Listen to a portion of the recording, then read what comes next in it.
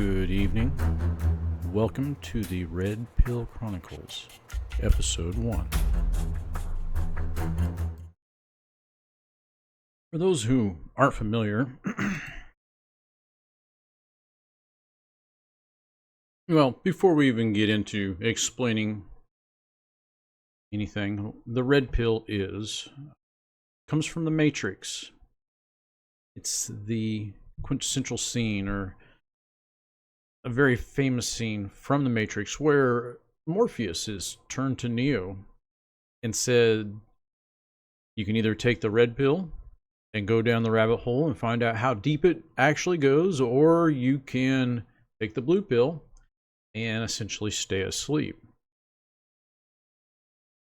It's come to represent or mean, at least for those who are familiar with the term and use it in this relationship, learning a truth that opens your eyes to a whole new reality that you did not even entertain prior to taking the red pill. Now, I honestly, I watched The Matrix. I enjoyed the movie, but I never really thought of it in those terms until Gamergate. And Gamergate was, for those who don't know, there was a movement within the feminist community. They call themselves third wave feminists. And it was led by one Anita Sarkeesian. She started attacking games as purely misogynistic endeavors that were basically creating a generation of misogynistic men who were going about in the virtual worlds that game creators had made, beating up and terrorizing virtual women, and one about to attack the game industry. Well, a lot of people were like, wait a second. That's not really what happened or what's goes on in these games. And so they argued against what was being, argued by Anita Sarkeesian and her ilk. Marina Wu, I think, is one of them, and there's some others. But many of these people who defended their games, the games they loved and enjoyed playing, often considered themselves liberal or left of center. They voted for Barack Obama. They were for drug legalization. Over and over again, these were people who weren't diehard Republicans, if even at all Republican. And I would say that the majority of them, if you talk to the likes of Chris Reagan or or some young guy, these are people who, or I'm sorry, some black guy. I call him some young guy. I guess I'm dating myself here at this point. But the whole point of even doing these videos is I am going to date myself. I am going to explain how the concept of the red pill didn't start with Gamergate. The concept of the red pill didn't start with even the movie Matrix. For me, the concept of the red pill goes clear back to when I was in high school. I graduated from high school in 1984. In my junior year, well, let's just zoom on in here. I am from this small city of 500,000 people in Kansas called Wichita. I went to this high school here.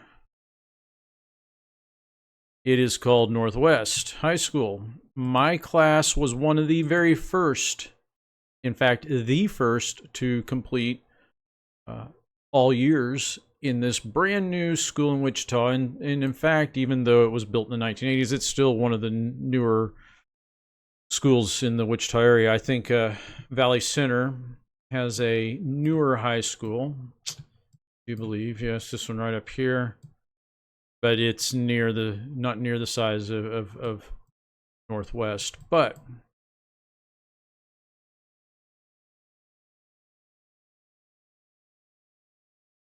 While attending Northwest High School, I had a current events teacher whom I'm going to leave nameless. I'm not going to attack her or open her up for ridicule or insult by the internet community. But she was a humanities and history teacher, and I had her for both humanities and history.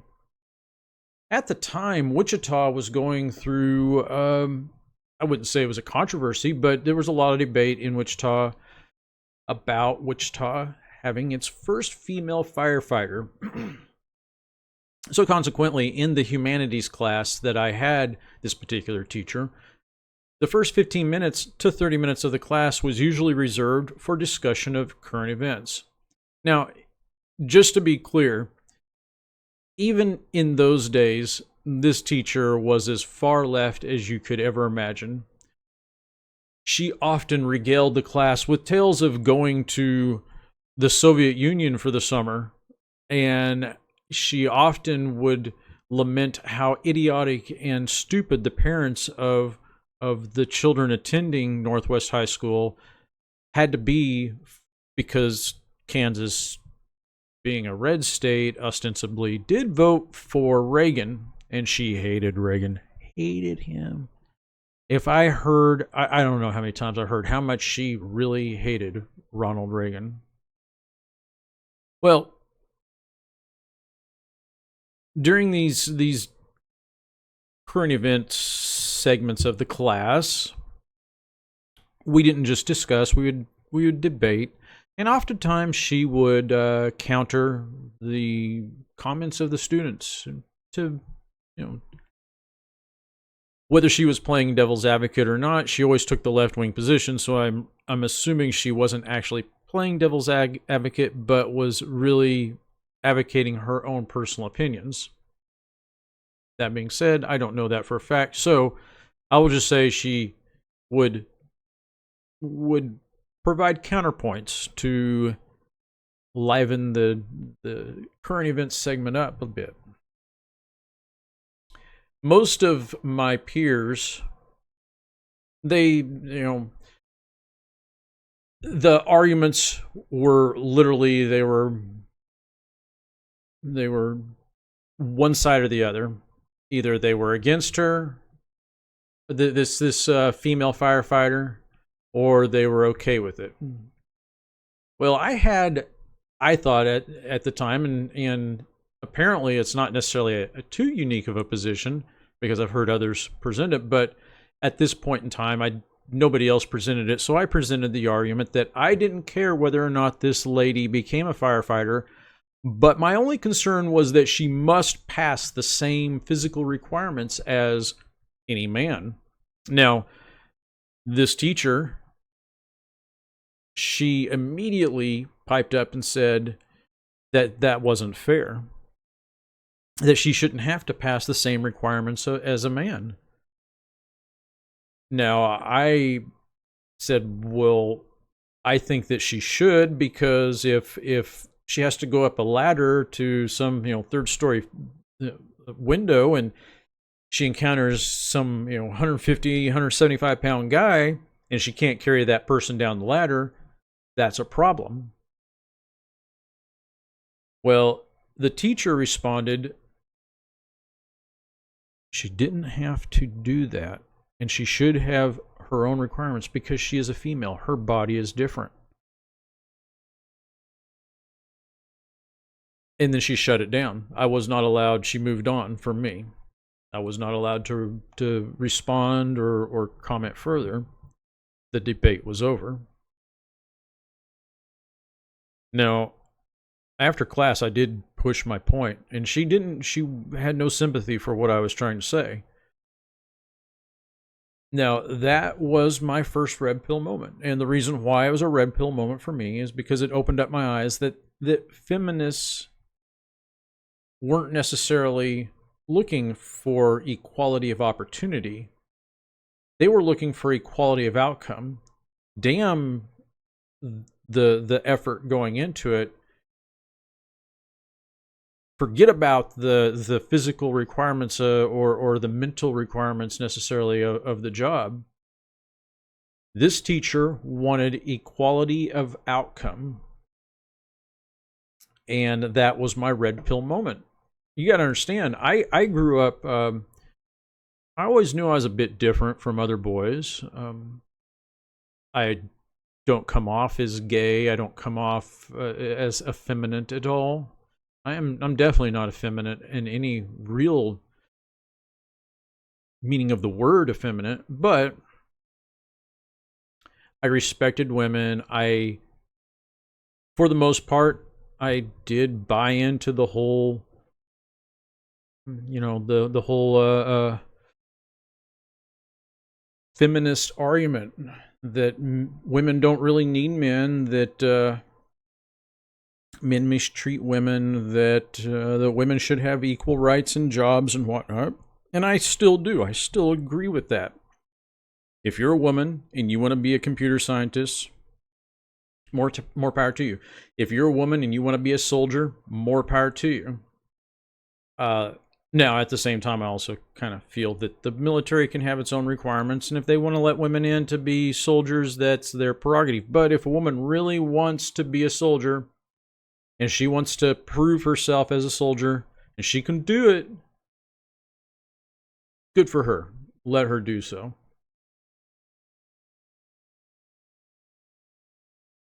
Sorry about that. I'm getting a drink. Nice little glass of Apothic Red, which is a cheap wine, but it's awfully tasty, I think. I think it kind of goes with the concept of red pills, but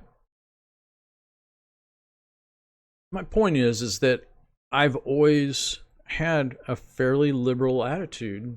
Even for California, I've had a liberal attitude about a great many things. So this incident really created my first real red pill moment where I began to doubt so much of what I had believed prior to that. And it was all because of one teacher, one very left-wing teacher who exposed the hypocrisy of her beliefs. Now, I don't want to get off onto other topics. That's not my intent here. I want to try to keep it on this particular one. But I have to really point out that this is not an isolated incident. This is just the first. And this is why I'm doing a Red Pill Chronicles. I am going to go through a list of different things that I think a lot of other people have probably experienced in their life as well. In the end, though, I'm hoping to also inform those that haven't experienced these kinds of things in life. As a person who's been on this planet for half a century, I've experienced quite a few things, and I've seen things from quite a few different angles. As somebody who dated women all the way up until they were 30, I've definitely seen things from a very heterosexual perspective or a heterocentric perspective. But as somebody who realized that they had a gay side to them and decided they would embrace that at 30, I also have that perspective I can offer as well. Well, my whole point is to relate these events. And if people, if you find them of interest, fine. If you don't, fine. But more or less, this is my diary. This is my biography. This is part of who I am, and I'm going to relate it to whomever listens, whether they be friend or family. Now, let's just getting back to this particular teacher. And just to sum up what my issues were with this teacher, she was a hypocrite. She wasn't looking for equality of opportunity. She was looking for equality of outcome. She wanted the same rights for every woman, but at the same time, simply wasn't willing to put forth the same effort that a man would have to put forth for the same for the same position, for the same job. As somebody who's considers themselves egalitarian, to me that was wrong, and I definitely positively think that that is a huge problem with the regressive left. They want to make a big to-do about equal rights and fairness and tolerance and elimination of bigotry.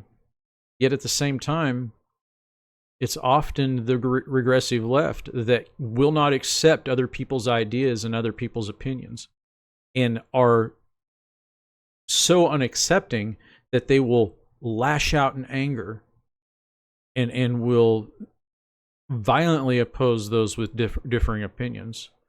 And that, folks, really is the definition of intolerance and bigotry. When you're tolerant, you accept ideas that you don't necessarily agree with them, but you accept the people who are giving ideas that you don't necessarily agree with. You allow them to exist without you haranguing and hating them. In a lot of these red pill moments that I will go right back to that concept that the left is not liberal. They're just left. All right, I'm going to go ahead and wrap this one up. In the next day or so, I will do episode 2. I'm probably going to space these out about once a week. But thank you for listening. You have a good evening.